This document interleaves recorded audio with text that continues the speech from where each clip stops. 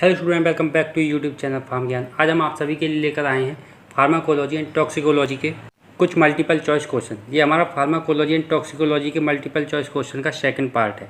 इससे पहले हमने एक पार्ट अपलोड कर दिया। अगर आपने वह अभी तक नहीं देखा तो आप ऊपर आई बटन और नीचे डिस्क्रिप्शन में जाके देख सकते हैं। चलिए स्टार्ट करते हैं।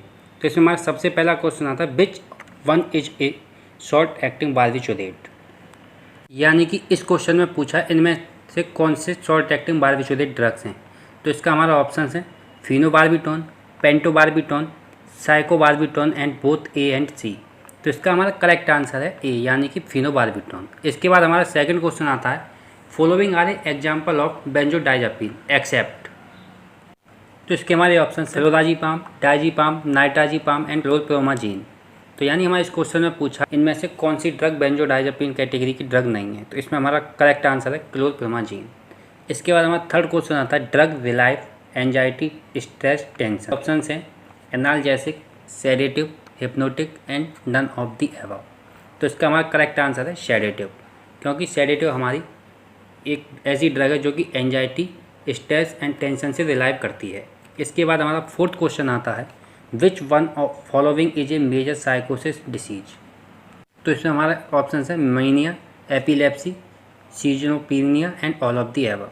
तो इसमें हमारा करेक्ट आंसर है ऑल ऑफ दी एबव, क्योंकि ये सभी ड्रग्स हमारी मेजर साइकोसिस डिसीज हैं। इसके बाद हमारा फिफ्थ क्वेश्चन आता है, in which stage of the general anaesthesia suitable for major operation. इनमें से कौन सी जनरल एनेस्थेटिक की स्टेज मेजर ऑपरेशन के लिए सूटेबल होती है। तो इसके ऑप्शन हैं stage of analgesia, stage of delirium, stage of surgical anaesthesia and stage of medullary paralysis. तो इसका हमारा करेक्ट आंसर है स्टेज ऑफ सर्जिकल एनेस्थीसिया। इसके बाद हमारा सिक्स्थ क्वेश्चन आता है, this drug is used in grand मल एपिलेप्सी। यानी कि इसमें पूछा गया ग्रैंड मल एपिलेप्सी में कौन सी ड्रग यूज की जाती है। तो इसकी ऑप्शन है फिनोटोइन, डायजीपाम, ट्राइमेथाडाइऑन एंड इथोक्सुमाइड। तो इसका करेक्ट आंसर है फेनेटोन। इसके बाद हमारा सेवन्थ क्वेश्चन आता है, which one is a inhalation anaesthetic agent. यानी कि इस क्वेश्चन में पूछा गया कि इनमें से कौन सी एक इनहेलेशन एनेस्थेटिक एजेंट है। तो इसके ऑप्शन हैं क्लोरोफॉर्म, कीटामाइन, थायोपेंटोन एंड प्रोपेंडेड। तो इसमें हमारा करेक्ट आंसर है क्लोरोफॉर्म। इसके बाद हमारा एट्थ क्वेश्चन आता है, choose the narcotic analgesic drug. तो इसमें हमारे ऑप्शन हैं paracetamol, codeine, ibuprofen and indomethacin. तो इसका हमारा करेक्ट आंसर है कोडीन, क्योंकि कोडीन हमारी एक नार्कोटिक एनाल्जेसिक ड्रग है। इसके बाद हमारा नाइन्थ क्वेश्चन आता है, नॉन नार्कोटिक ड्रग इज। तो इसमें हमारा ऑप्शन हैं सैलिसाइलेट, फिनाइलब्यूटाजोन, कोडीन एंड थीवेन। तो इसका हमारा करेक्ट आंसर है फिनाइलब्यूटाजोन, क्योंकि फिनाइलब्यूटाजोन हमारी एक ड्रग है जो कि नॉन नार्कोटिक है। इसके बाद हमारा टेंथ क्वेश्चन आता है, पायराजोलोन कंटेनिंग NSAID ड्रग्स। तो इसके ऑप्शन हैं ibuprofen, PCM, phenylbutazone and none of the above. तो इसका हमारा करेक्ट आंसर है फिनाइलब्यूटाजोन। इसके बाद हमारा 11th क्वेश्चन आता है, इंडोल डेरिवेटिव NSAID ड्रग्स। तो इसके ऑप्शन हैं phenacetin, indomethacin, morphine and codeine. तो इसका हमारा करेक्ट आंसर है इंडोमेथासिन, क्योंकि इंडोमेथासिन हमारा इंडोल डेरिवेटिव NSAID ड्रग है। इसके बाद हमारा 12th क्वेश्चन है, which drug used as a anti rheumatic drug. तो इसके ऑप्शन हैं आइबुप्रोफेन, मॉर्फिन, मोबेंडाजोल, डायजीपाम। तो इसका करेक्ट आंसर है आइबुप्रोफेन, क्योंकि आइबुप्रोफेन हमारा as a anti rheumatic drug की तरह यूज किया जाता है। इसके बाद हमारा 13th क्वेश्चन है, which drug used in the treatment of gout.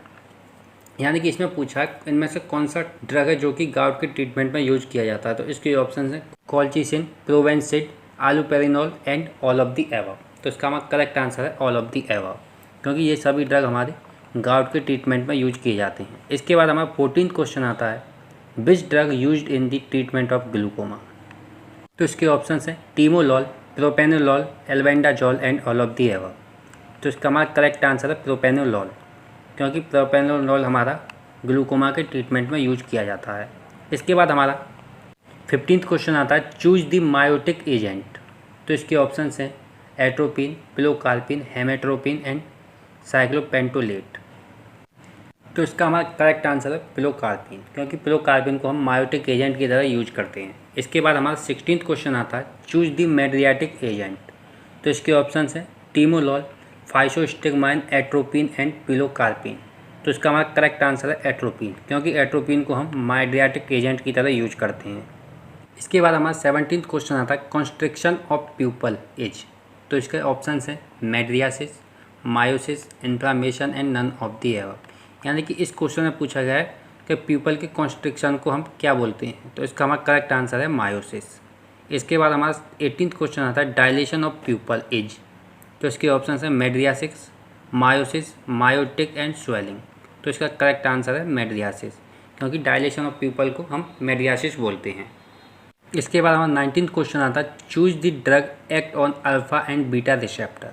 तो इसके ऑप्शन हैं साल्ब्यूटामॉल, एड्रेनालिन, एट्रोपिन एंड थियोफाइलिन। तो इसका करेक्ट आंसर है एड्रेनालिन, क्योंकि एड्रेनालिन हमारा अल्फा एंड बीटा रिसेप्टर दोनों पर ही कार्य करता है। इसके बाद हमारा 20th एंड लास्ट क्वेश्चन आता है which bronchodilator drug act on beta 2 receptor. तो इसके ऑप्शन हैं isoprenaline, terbutaline, salbutamol and D both A and C. Friends, इसका करेक्ट आंसर आप हमें कमेंट करके बताएं। फ्रेंड्स, ये थी हमारी फार्माकोलॉजी एंड टॉक्सिकोलॉजी के कुछ मल्टीपल चॉइस क्वेश्चन। और फ्रेंड्स, अगर आपको यह वीडियो अच्छी लगी हो तो इस वीडियो को लाइक जरूर करें।